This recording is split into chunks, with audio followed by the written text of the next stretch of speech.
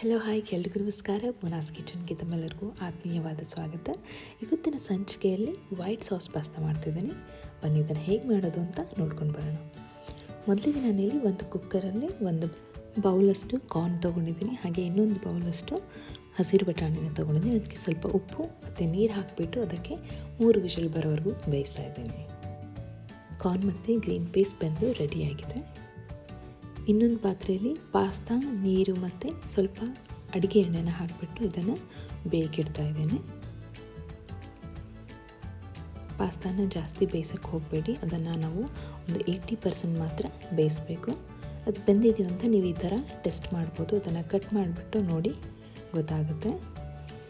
So ಬೆಂದಾದಮೇಲೆ ಅದಕ್ಕೆ ಒಂದು ಸ್ವಲ್ಪ ಉಪ್ಪನ್ನು ಕೂಡ ಹಾಕಿದ್ದೀನಿ ನಾನು. ಸ್ವಲ್ಪ ಉಪ್ಪನ್ನು ಹಾಕಿ, ಹಾಗೆ ಈ ಕಡೆ ಇನ್ನೊಂದು ಪಾತ್ರೆಯಲ್ಲಿ ಸ್ವಲ್ಪ ಬೆಣ್ಣೆನ ಹಾಕಿಬಿಟ್ಟು ಅದಕ್ಕೆ ಕಟ್ ಮಾಡಿರೋಂಥ ಕ್ಯಾಪ್ಸಿಕಮನ್ನು ಹಾಕಿಬಿಟ್ಟು ಅದನ್ನು ರೋಸ್ಟ್ ಮಾಡ್ತಿದ್ದೀನಿ. ಕ್ಯಾಪ್ಸಿಕಮ್ ರೋಸ್ಟ್ ಆದಮೇಲೆ ಅದನ್ನು ಒಂದು ಬೌಲಲ್ಲಿ ತೆಗೆದಿಟ್ಕೊಂಡು ನಾನು ಅದೇ ಬೌಲ್ಗೆ ಬೆಣ್ಣೆನ ಹಾಕ್ತಿದ್ದೀನಿ. ಇಲ್ಲಿ ನಾನು ವೈಟ್ ಸಾಸನ್ನು ರೆಡಿ ಮಾಡ್ಕೊಳ್ತಾ ಇದ್ದೀನಿ. ಬೆಣ್ಣೆ ಕರಗಾದ್ಮೇಲೆ ಅದಕ್ಕೆ ಒಂದು ಸ್ವಲ್ಪ ಮೈದಾನ ಹಾಕಿಬಿಟ್ಟು ಮಿಕ್ಸ್ ಮಾಡ್ತಿದ್ದೀನಿ. ಸ್ವಲ್ಪ ಮೈದಾನ ಹಾಕಿ ಮಿಕ್ಸ್ ಮಾಡಿದ್ದಾದಮೇಲೆ ಅದಕ್ಕೆ ನಾನು ಹಾಲನ್ನು ಹಾಕ್ತಾಯಿದ್ದೀನಿ. ಅದನ್ನು ಮಿಕ್ಸ್ ಮಾಡ್ತಾನೇ ಇರಿ, ಅದರಲ್ಲಿ ನಮಗೆ ಕಾಳು ಉಳ್ಕೊಳ್ಬಾರ್ದು. ಈ ಥರ ಸಾಸ್ ರೆಡಿ ಆಗಬೇಕು.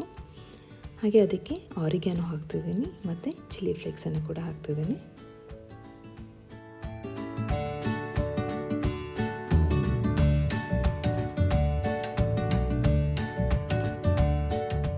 ವೈಟ್ ಸಾಸ್ ಇವಾಗ ರೆಡಿಯಾಗಿದೆ. ಅದಕ್ಕೆ ನಾನು ಆವಾಗಲೇ ರೋಸ್ಟ್ ಮಾಡಿಟ್ಕೊಂಡಿರೋಂಥ ಕ್ಯಾಪ್ಸಿಕಮ್ ಮತ್ತು ಬಾಯ್ಲ್ ಮಾಡಿಟ್ಕೊಂಡಿರೋಂಥ ಕಾರ್ನ್ ಮತ್ತು ಗ್ರೀನ್ ಪೀಸನ್ನು ಹಾಕ್ತಿದ್ದೀನಿ.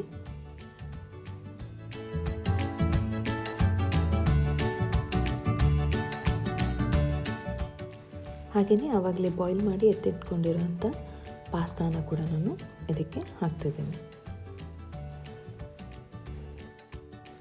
ಹಾಗೆ ನಾನು ಇದಕ್ಕೆ ರುಚಿಗೆ ತಕ್ಕಷ್ಟು ಉಪ್ಪನ್ನು ಹಾಕ್ತಿದ್ದೀನಿ. ಉಪ್ಪನ್ನು ಹಾಕುವಾಗ ನೋಡ್ಕೊಂಡು ಹಾಕಿ, ಯಾಕಂದರೆ ಆಲ್ರೆಡಿ ನಾವು ಬೇಯಿಸುವಾಗ ಉಪ್ಪು ಹಾಕಿರ್ತೀವಿ, ಹಾಗಾಗಿ ನೋಡ್ಕೊಂಡು ಹಾಕಿ. ಇದೆಲ್ಲ ಆದಮೇಲೆ ಒಂದು 10 ನಿಮಿಷ ಇದನ್ನು ಬೇಯೋಕ್ಕೆ ಅಂತ ಬಿಡಿ. ಕೊನೆಗೆ ನಾನು ಇದಕ್ಕೆ ಚೀಸನ್ನು ಹಾಕ್ತಿದ್ದೀನಿ. ಇವಾಗ ಒಂದು 2 ನಿಮಿಷ ನಾನು ಮೇಲ್ಗಡೆ ಮುಚ್ಚಳನ ಮುಚ್ಚಿಬಿಟ್ಟು ಬೇಯಿಸ್ತಾ ಇದ್ದೀನಿ. ನಾವು ಚೀಸ್ ಹಾಕಿರೋದ್ರಿಂದ ಅದು ಮೆಲ್ಟ್ ಆಗಬೇಕು, ಹಾಗಾಗಿ ಒಂದು ಸ್ವಲ್ಪ ಹೊತ್ತು ಅದನ್ನು ಕ್ಲೋಸ್ ಮಾಡಿಬಿಟ್ಟು ಬೇಯಿಸಿದ್ದೀನಿ. ನಮ್ಮ ರುಚಿಕರವಾದಂಥ ವೈಟ್ ಸಾಸ್ ಪಾಸ್ತಾ ರೆಡಿಯಾಗಿದೆ. ಬನ್ನಿ ಇದನ್ನು ಸರ್ವ್ ಮಾಡೋಣ. ವೈಟ್ ಸಾಸ್ ಪಾಸ್ತಾನ ನಾನಿಲ್ಲಿ ಗಾರ್ಲಿಕ್ ಬ್ರೆಡ್ ಜೊತೆಗೆ ಸರ್ವ್ ಮಾಡ್ತಿದ್ದೀನಿ. ರೆಸಿಪಿ ನಿಮಗೆ ಇಷ್ಟ ಆಗಿದೆ ಅಂತ ಅಂದ್ಕೊಂಡಿದ್ದೀನಿ. ರೆಸಿಪಿ ಇಷ್ಟ ಆದರೆ ಲೈಕ್ ಮಾಡಿ, ಶೇರ್ ಮಾಡಿ, ಚಾನಲ್ಗೆ ಸಬ್ಸ್ಕ್ರೈಬ್ ಮಾಡೋದನ್ನು ಮರಿಬೇಡಿ. ಮುಂದಿನ ವಿಡಿಯೋದಲ್ಲಿ ಇನ್ನೊಂದು ಇಂಟ್ರೆಸ್ಟಿಂಗ್ ರೆಸಿಪಿಯೊಂದಿಗೆ ಸಿಗ್ತೀನಿ. ಅಲ್ಲಿವರೆಗೂ ನಮಸ್ಕಾರ.